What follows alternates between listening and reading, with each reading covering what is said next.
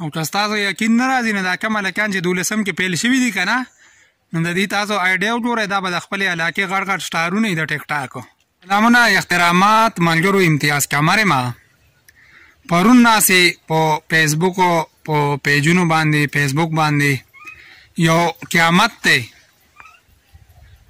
او دا یو خبره ده یاره پلانکي کالج کې دوره هلکان پاس شو پلانکي کې دوره پیل شو یعنی پرون د 12 جماعت چې کوم نتیجې وي APPC نو هغه ریزلټ آوټ شوی دی او په سوشل میډیا باندې دا یو باس دی چې یاره په دې کالج کې یو کس پاس دی او ټول پیل دي نو زه خو وایم اول الله تعالی د حکومت سره ښه وکړي. مخکې ورځو کې یو استاد سره ناست وم نو استاد صاحب راته وی یاره وایي حکومت وایي چې هلکانو باندې سختي مه کوئ هلکانو له ګزار مه ورکوئ په هومورک کې سختي مه کوئ ګزار مه ورکوئ کارېږئ مه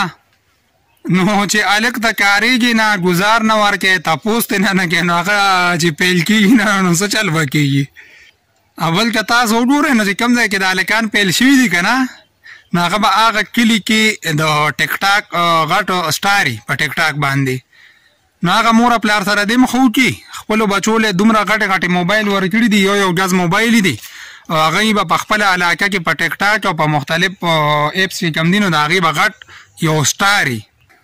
دا بل شان ویښته به پریښي او په ویډیو کې به داسې لکه د هغه ځان سنبال کړي چې ته پکې ګاونډي هم نه پېژنې نو دوی به څه سبقونه ووایي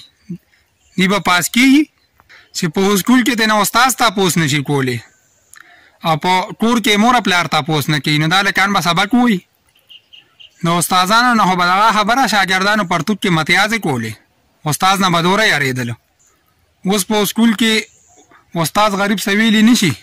که ویلی شي نو حکومت وایي مه وایې که وایي نو هلک یې د مرۍ نه نیوي عزت نشته د استادو چې د استاد عزت نه نو بیا پاس کېدل نه بیا پیل کېدلي او د مور پلار ته وله م وایم چې تاسو په دې بچو باندې دغه شان پړي اچولي لکه خرو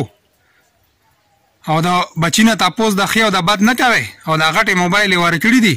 نو بیا تمه مه کوئ د ریزلټو چې ریزلټ کې به دوره کسان پاس شي دوره به پیل شي